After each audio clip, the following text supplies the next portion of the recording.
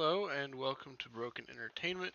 Today I'm just going to do a quick little take on I Am Not Starfire. And it's actually less about I Am Not Starfire than just kind of the state of the big two in the comic book industry and how they are just flailing around like idiots. Um, Take a good look at this. This is a legitimate comic. It is the cover of a DC young adult graphic novel. Now, when I think DC Comics up until the last couple years, or Marvel Comics up until the last, say, 6 years, I think of the best art in the industry. Now, that has been slipping more and more, which you see, time and again comparing their current art with stuff like Ethan Van Sciver's Cyberfrog or any of the other number of indie comics that are out there. They're just blowing their art away. But it's not just the indies.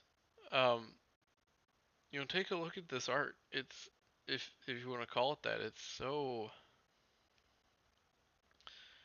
bad. I don't even know what this person's wearing. I've been trying to figure that out, and it's like it wants to be a dress and it wants to be a hoodie, and then it's not quite either one. Or maybe she's wearing a hoodie over, because here's a sleeve that's the same color as. I have no idea what this is.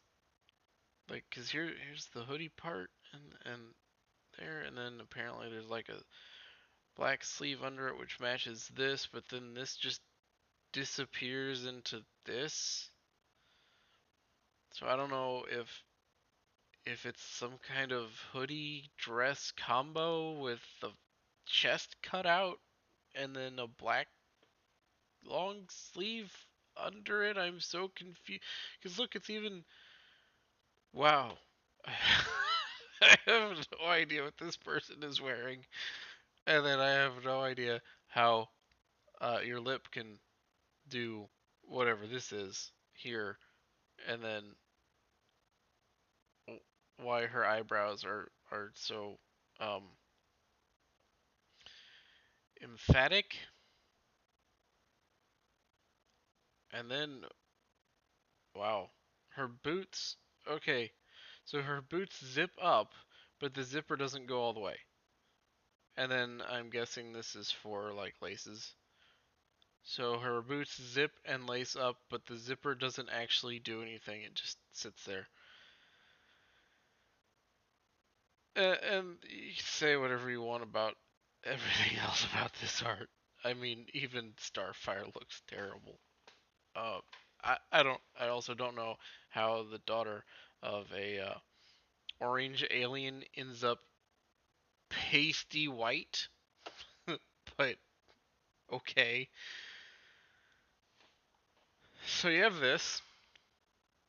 This is by one of the biggest names, publishing names in comics, fighting for their life. Jobs are on the line. The existence as a publishing arm is on the line. AT&T has fired a ton of them, of their artists and editors and executives, and this is what we're getting.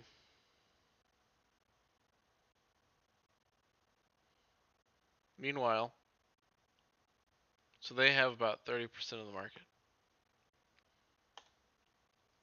Boom Studios, 2% of the market.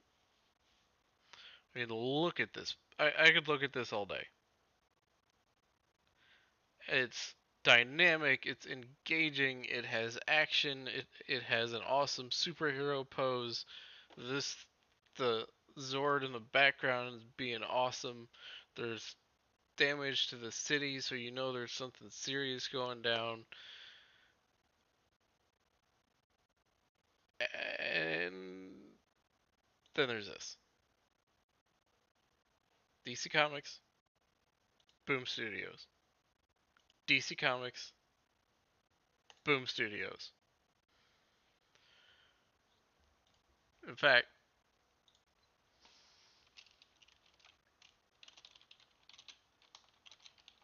let's look at something here. This art, DC Comics Future State, that looks pretty good. Not the Future State itself, because that looks terrible to me. But the art looks pretty good, right? Very dynamic, compelling, good colors. Okay. So this artist was hired from Boom Studios. So DC is having to get quality art from tiny companies. I just this is so hard to even comprehend how that happened. Are we? How did we get to a point where some of DC Comics' best current art is done by a guy who started out that they hired off of a tiny industry? Now this is not the same artist, but I'm just using it as an example. But that's where we are. These guys should be begging for their artists, but these guys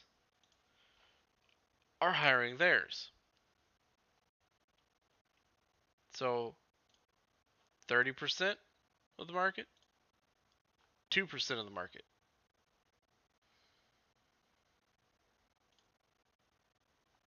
One of the biggest names in comics. Most people never heard of him. It's yeah, that's where the comic book industry is right now. Alright, if you liked the video, hit the like button, consider subscribing to the channel, and I will see you next time.